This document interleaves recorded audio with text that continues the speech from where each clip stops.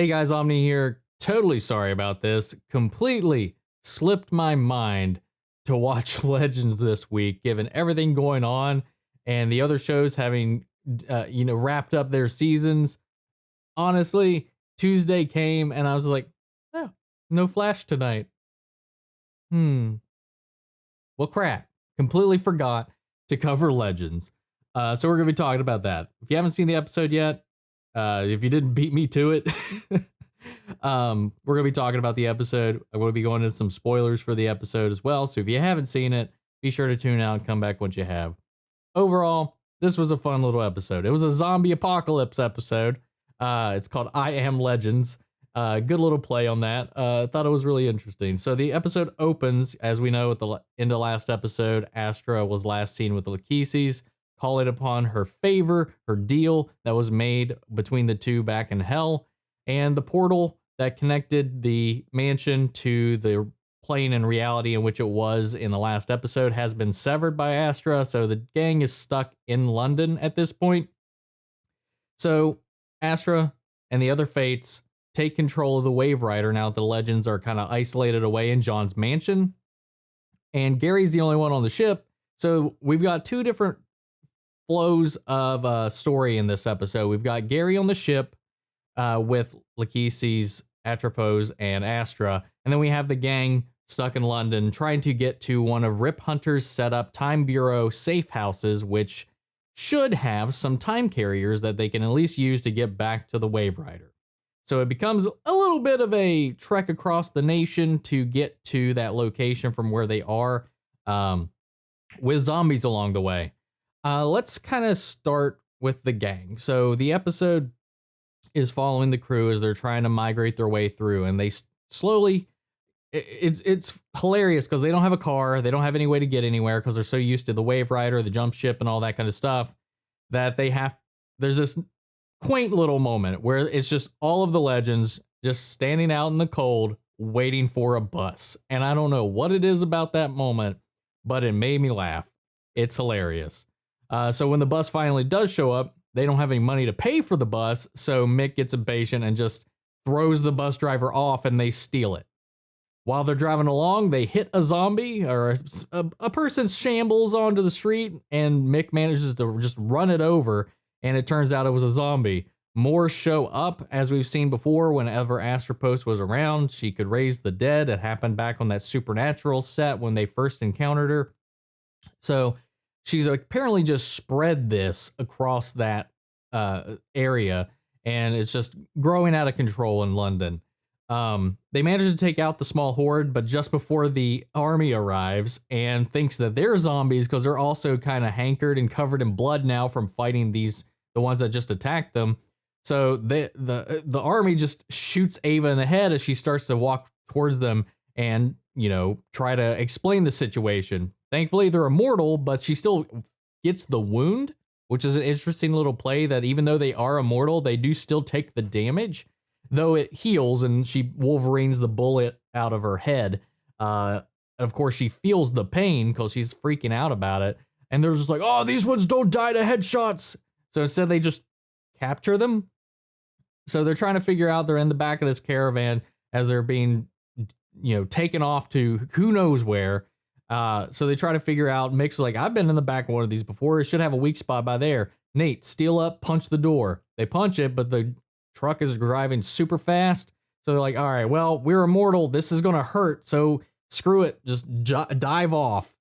And they do. And they take the damage. The one of the moments in this episode, it was this too, when they're getting up after having tucked and rolled out of the back of that truck, where they're reassembling all of their joints, their bones, cracking everything into place because they're all jacked up. They're still kind of limping around. So this passerby drives by, again, thinking they're zombies because they can't stand up straight and they're just like stumbling for help. There's some nice moments in this that this show does really well that I really enjoyed. John and Zari find some alternative transportation for them that gets them back into play as they get to this bar, which is the safe house set up by Rip Hunter for, Time Bureau agents or whatever. But the couriers have not been charged at all during this time. more than likely, since the Bureau has been disbanded. So they have to wait on it to charge. All throughout this, Sarah's been acting a little strange, setting up a lot of people for their different roles. Again, pushing a little more of the leadership onto Ava. And she's like, "Did you get a vision or something?" And she's like, "Nah, it was just like a flash of white. I guess like the immortality is kind of interfering with the visions." That's not the case. Again, they have this nice round table moment where they're all talking about their feelings and what they want to do once this is all over. And, Ava notices something's weird and she calls her out on it again. And we finally learn that Sarah did have a vision. The courier doesn't charge in time. The building they're in gets overwhelmed with zombies and she dies. She gets swarmed and dies, and she can't see past that. So she's like, "Listen, I'm trying to prepare you all to get ready for this because I need you to see this through if I go down and fix everything." So it comes about, this all plays out, and pretty much the entire team goes out. And I'm thinking this in the back of my head, and this is what happens when you have characters like this with these abilities, with these equipments.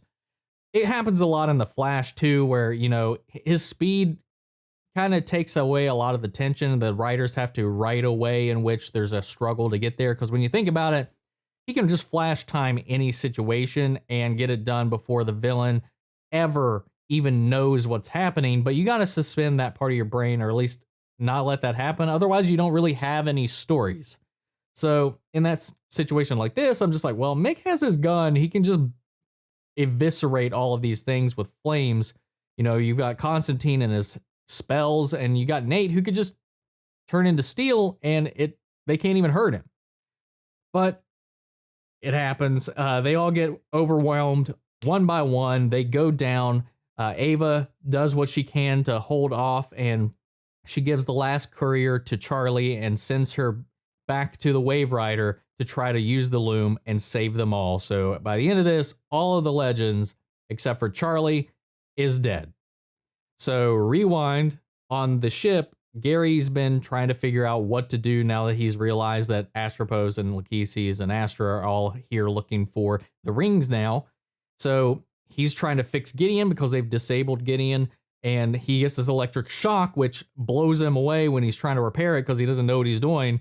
And then he starts hallucinating that the human version of Gideon is there with him. We find out later that it is just what he's imagining of the rabbit that he's had this entire time. And he's been talking to it like it's Gideon.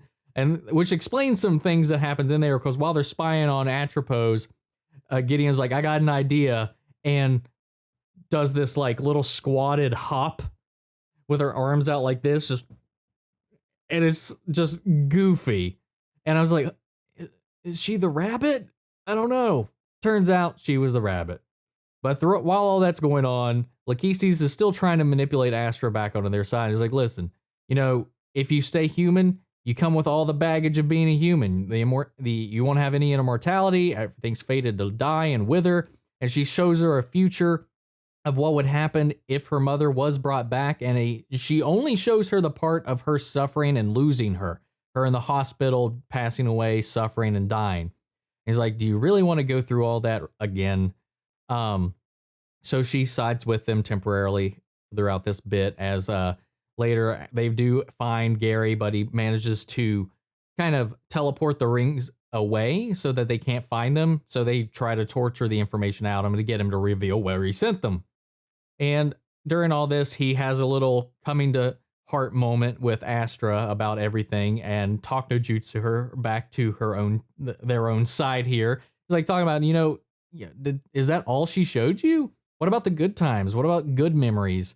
And she's like, "What's the point of it if it's just ends in suffering?" And it was like, I mean, that doesn't taint those memories. It's inevitable for our loved ones to eventually pass and move on, and that we shouldn't let that taint all of the good times we did have. So he starts to call on those good moments. It's like, remember some great moments you had of your mother, and it was pretty sweet. I liked how it all went out. But then once she agrees to help Gary, Astropos hears it all and kills Astra.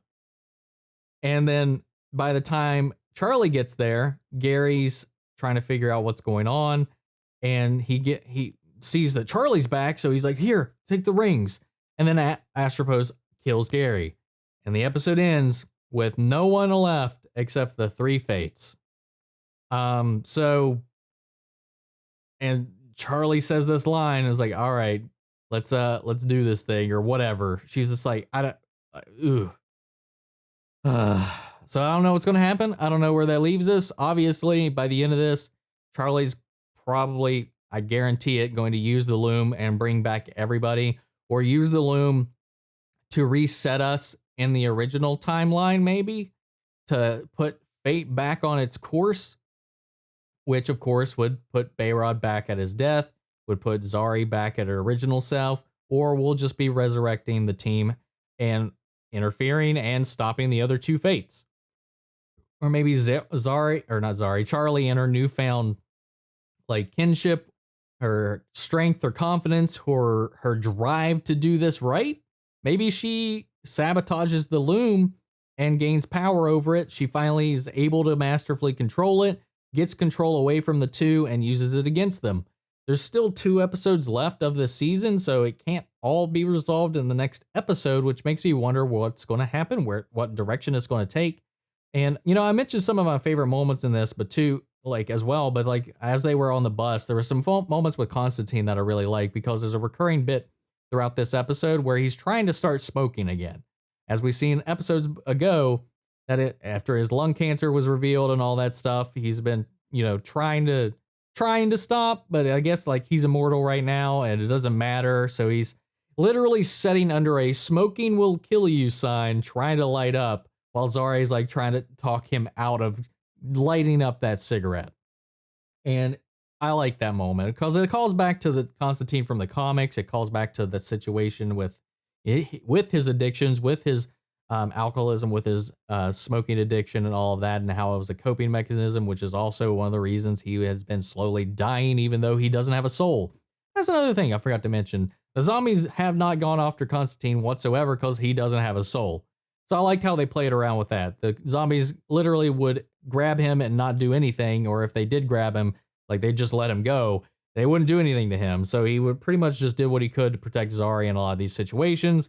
And Zari and him do hook up at the end of this episode, officially rooting that physically in this season now. So, whoa, whoop-de-doo.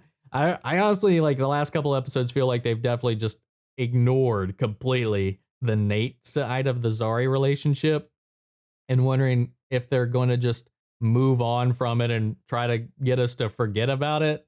I'm curious how that's all going to pan out, but overall, good episode, fun moments, really interesting bits. I love the zombie aspect.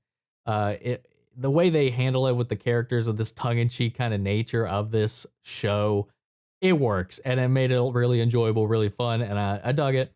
So that's all I got for this episode, guys. Let me know your thoughts. What did you think of it? What was your favorite bits of this episode? How do you think Charlie's going to resolve this in the following episodes? Give me your thoughts, theories, and comments down below. We'll carry on the conversation after the video. That's it for this week, guys. Hopefully next week I will remember when this airs and we'll watch it promptly. Thank you all for tuning in. I'll catch you guys next time. Take care, everybody.